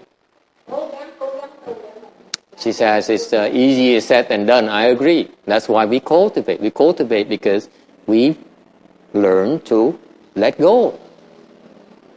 Why aren't you empty? Why do you still have a self? Tại sao quý vị vẫn còn cái ngã như thường? Okay, Miss Vietnam, you out. I don't want any more questions. I only have 10 minutes. Sẽ còn có 10 phút nữa. Không cho cô Việt Nam hỏi. Tại sao mình còn cái ngã?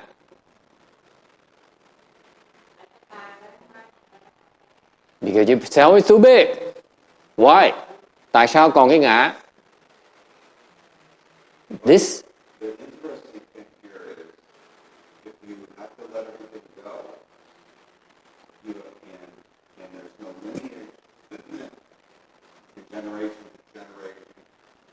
The interesting thing is that all knowledge you have, all concepts of the world, is all based on history and knowledge from others.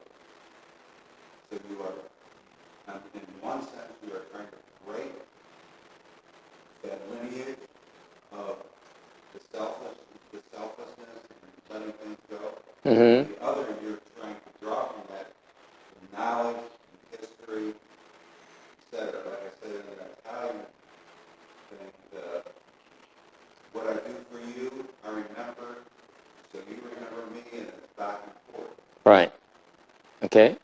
But in Buddhist realm, you're saying if you do it for others and you forget it, your blessings, your benefits are far greater than when you remember it. I get that. Okay, that's the Buddhist. You do it and you forget about it. The more you can forget about it, the bigger your blessings. That's Buddhism. But you have to compartmentalize. That whole set of things is a disconnect, a forget. That's precisely the point. That's precisely the point. On knowledge and what others have learned, and your friends. Not quite. Not quite. The principal thing here is why it is so important to you. It's not about them. It's about you. Why is it so important to you? Why can't you? Why is it when you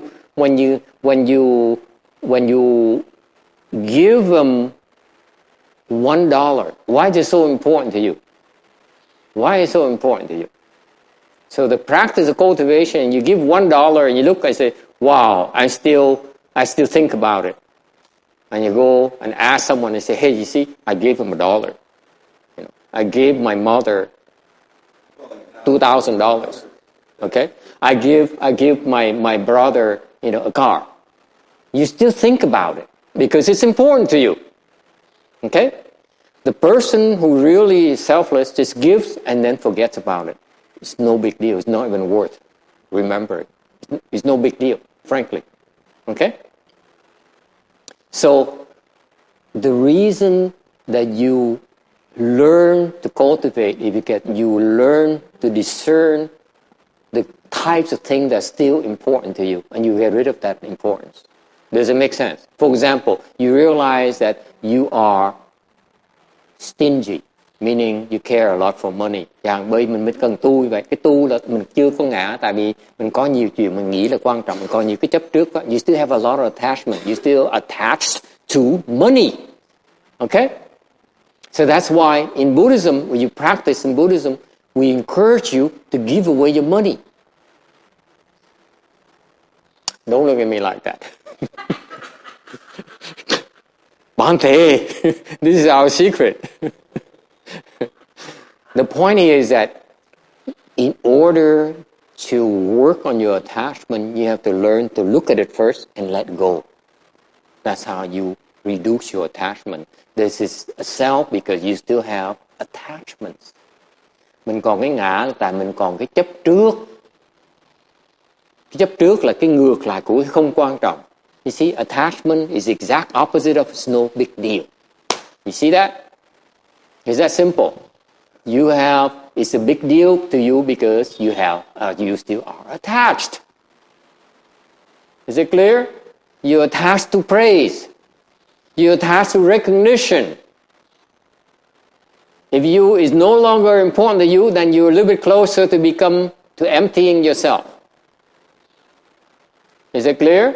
Thế thì nếu còn chấp vào cái lời khen, còn chấp vào cái của cải, thì cái ngã nó lớn hơn. Còn nếu cái việc gạt bớt một cái chấp trước thì cái ngã càng ngày nó càng nhỏ thêm một tí.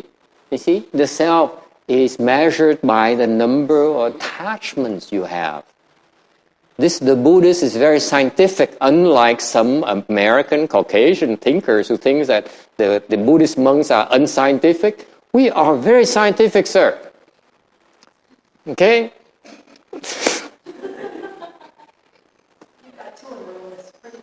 I know, I mean, it's both one Vietnamese and the other Caucasian. I mean, what are you going to do?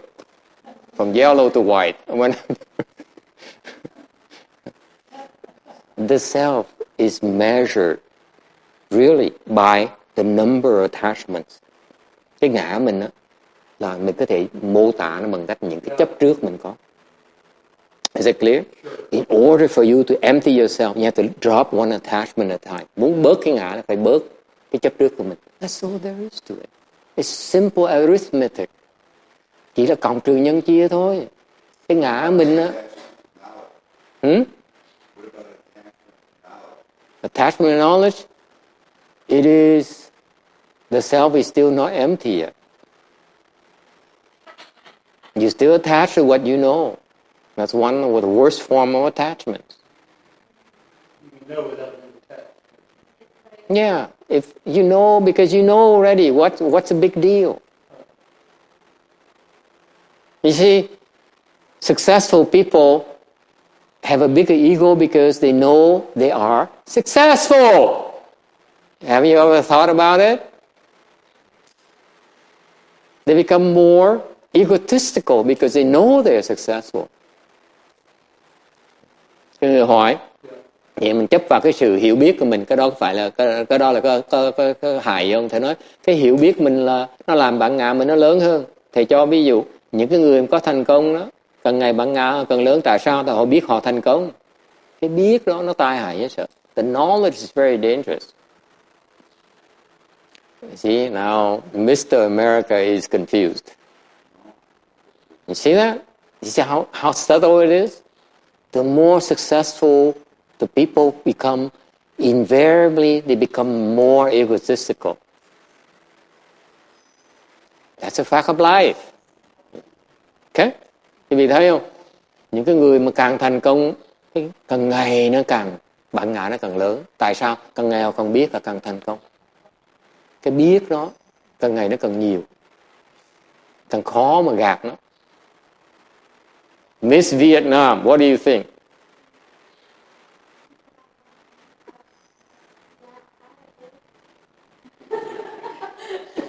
I worry because now if she doesn't take notes anymore. That's why I get in trouble. She has very subtle ways of punishing me. I noticed she hasn't taken any notes for 10 minutes. Yes.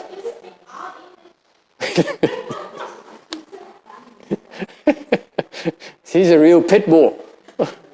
Cái bà này giống như con chó pit bull vậy. Cắn là không chừng được không nhả. Đấu cho chết luôn. She will fight to the death. Okay. Okay. But that's okay. I forgive you. It's no big deal. Nhưng điều không sao. Không sao. Thầy không có màng. Hả? Why would you think of anything else if you let everything go?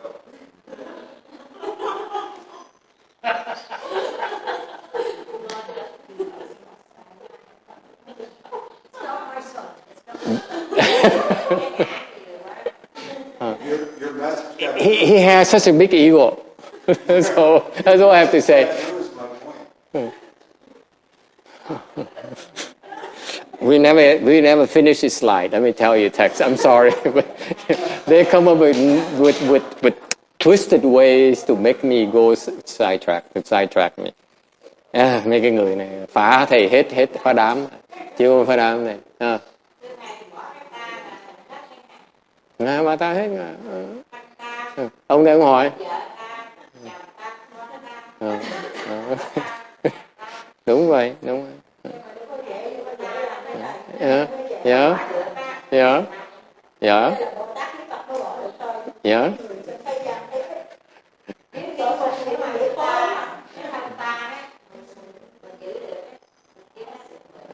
Sao gọi nghe? Gọi nghe.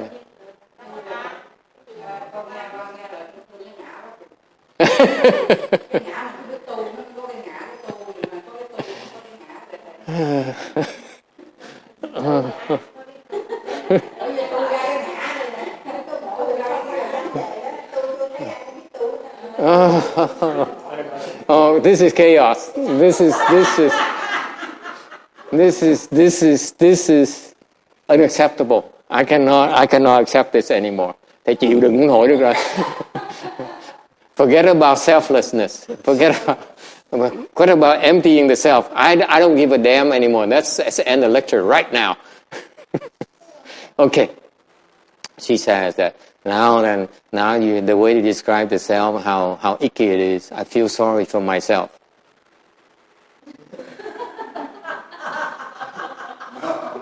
We're trying to kill herself. She feels sorry for herself. You see how big her ego is. Cái người bản ngã nó lớn như vậy, mình đừng có dẹp cái bản ngã của bà thương bản ngã bà nói tội nó, tội nghiệp nó.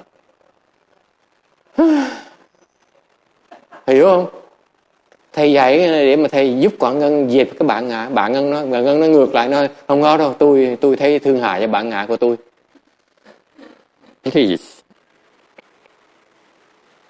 Okay? You get it? These Vietnamese, they are incredible. They were. Yes. Any other questions on the self? Ai có thắc mắc gì nữa không? We just at the first line, by the way. Có gì nhớ, mình mới nói, we only talk with number one. And we spent an hour and a half. Mình tốn 1 tiếng rưỡi đồng hồ nói về cái chữ không này thôi. That's how difficult it is. You understand? That's how incredibly misunderstood the concept of the self empty. Cái quan điểm mà cái ngã nó không, nó khó hiểu như vậy đó.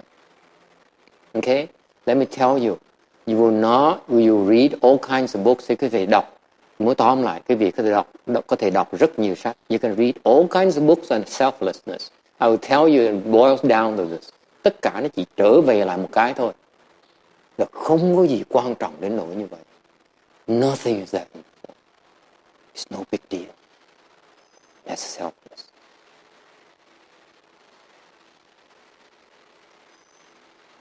Why? Selflessness is in doing, not in talking. Cái ngã nó không là lúc mình làm mới lộ ra cái không, chứ không phải lúc mình nói. Cái nói nó có ý nghĩa. The words are meaningless. It's what you do about it. What you do when someone insults you. Cái mình nói là dễ, làm mới lộ ra cái ngã nó không. Chàng như khi người ta chửi mình á, mình có buồn hay là không? When you insulted, are you upset? When they praise you, are you happy? Người ta khen mình á, mình có sướng hay không? He said, "Oh Master, I like your lecture so much. Ô thầy giảng hay quá."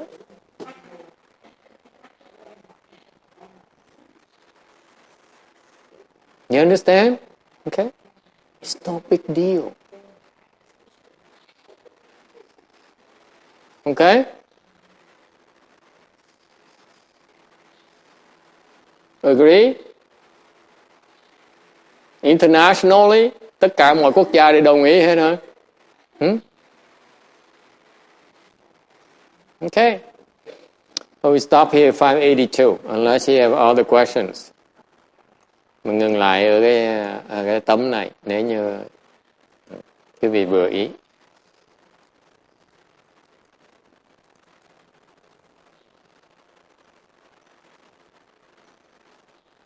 Okay, let's do transference and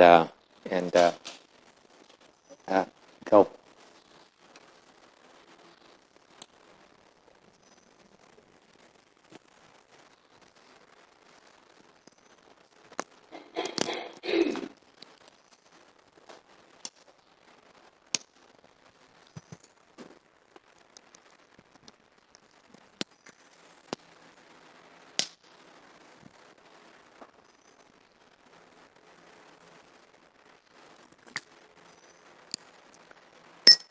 May these merits and virtues adorn the Buddha's Pure Land, repaying the 4 kinds of kindness above, aiding the threefold paths below. May those who see and hear all bring forth the Bodhi mind. When this retribution body is done, be all born in a land of utmost bliss.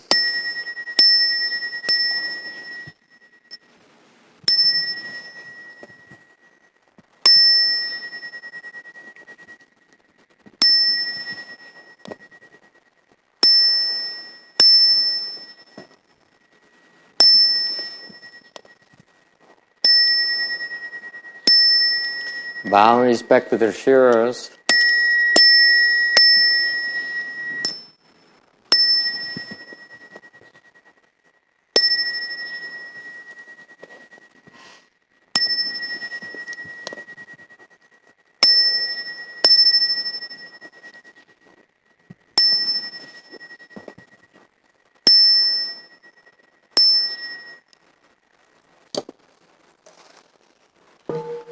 Nam mô Ta Chư Vấn Sư Sư利Bồ Sa. Nam mô Ta Chư Vấn Sư Sư利Bồ Sa. Nam mô Ta Chư Vấn Sư Sư利Bồ Sa. Nam mô Ta Chư Vấn Sư Sư利Bồ Sa. Nam mô